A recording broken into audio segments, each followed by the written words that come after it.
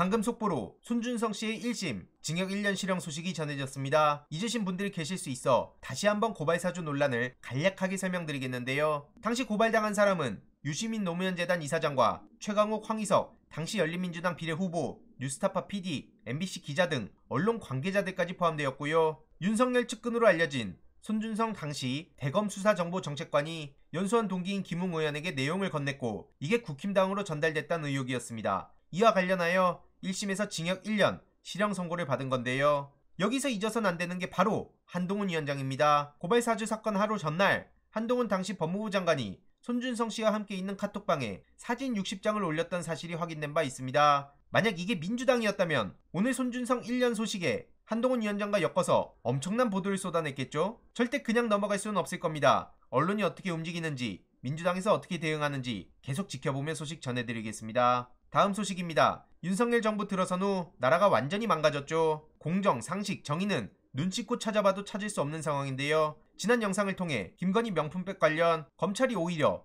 최재형 목사를 주거침입으로 수사에 착수했다는 소식을 전해드렸습니다. 이재명 대표를 비롯해 민주당 정치인들과 김어준 총수까지 고소고발했던 서민이라는 곳에서 최재형 목사를 검찰에 고발했다고 이렇게 신속하게 움직이는 중입니다. 여기서 황당한 건 바로 주거침입이라는 건데요. 오죽급했으면 저러나 싶을 정도로 황당합니다. 상식적으로 저런다고 물타기가 됩니까? 참고로 김건희 씨 명품백 관련해선 공수처에도 고발장 접수된 상황이고요. 뇌물수수, 직권남용 권리행사 방해 및 청탁금지법, 대통령 경호법 위반 혐의로 공수처에 고발된 상황입니다. 공수처가 어떻게 움직이는지도 우리가 눈여겨봐야 하는 이유죠. 아무튼 서울의 소리에서는 즉각 반박에 나섰는데요. 대화 시간을 보면 김건희 씨가 티타임 어떠냐면서 새벽 12시에 카톡을 보냈다는 걸 알 수 있습니다. 참고로 서울의 소리 법률팀 법리 검토 결과 주거침입 및 위계에 의한 공무집행 방해에 해당되지 않는다. 이건 김건희 비호를 위한 물타기 고발이다. 이렇게 판단하고 있고요. 실제로 해당 소식을 접한 시민들도 황당하다는 반응을 보이고 있습니다. 당연히 오라해서 갔는데 무슨 주거침입이냐.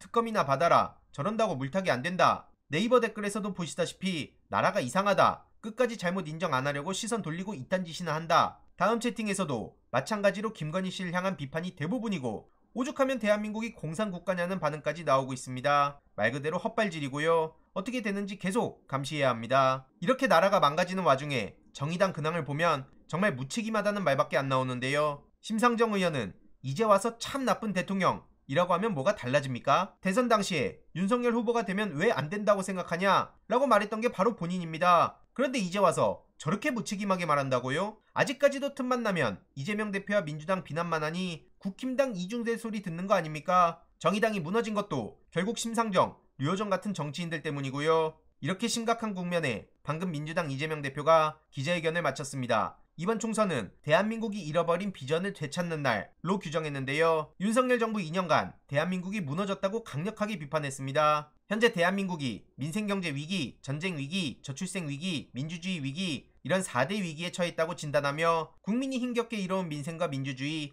평화를 다시 일으켜 세우고 지속 가능한 대한민국을 다시 만드는 날이 되어야 한다고 주장했는데요. 이러다 전쟁 벌어지는 거 아니냐는 우려가 나올 정도로 외교 안보 문제도 심각합니다. 그래서 전쟁을 방지하고 평화의 한 라인부터 즉각 복원하란 메시지도 전했고요. 이외로도 저출생 위기를 벗어나기 위한 출생 기본소득도 제안했습니다. 국민들이 살기 힘들다며 간절히 호소하든 말든 오로지 정적 죽이기에만 올인하는 모습을 비판하며 일방적 통치, 지배를 막아야 한다고도 주장했고요. 중요한 건 민주당에는 위기 극복 DNA가 있다는 사실입니다. IMF 금융위기와 박근혜 탄핵 공백을 극복하고 코로나 위기를 모범적으로 이겨낸 민주당이 대한민국을 바로 세우겠다. 이런 메시지를 전한 것도 매우 중요해 보입니다. 한동훈 위원장이 속보이는 언플을 계속하고 있지만 가장 중요한 과제는 검사 독재를 막는 거라는 이야기도 매우 공감이 가고요. 지금 저들은 김건희 명품백 논란을 덮고자 이미 가짜뉴스로 알려진 노무현 전 대통령 논두렁 시계까지 운운하며 선을 한참 넘고 있습니다. 이에 분노한 곽상원 위원장도 강하게 비판하는 목소리를 전했는데요. 이번에 종로에 출마하는 곽상원 위원장도 우리가 힘을 합쳐 응원할 필요가 있습니다. 참고로 저는 특히 이명박 정부와 국정원 심리전 관련하여 매우 심각하게 보고 있는데요. 지금 이명박 정부 시즌2라는 말이 나오지 않습니까? 이와 관련하여 노무현 재단 이사로서 어떻게 대응할 생각인지 조만간 명절 때 라이브를 통해 조금 더 자세히 전해드리겠습니다. 사이버 심리전 대응 매우 중요합니다. 이번 내용도 유익했다면 구독, 좋아요, 알림 설정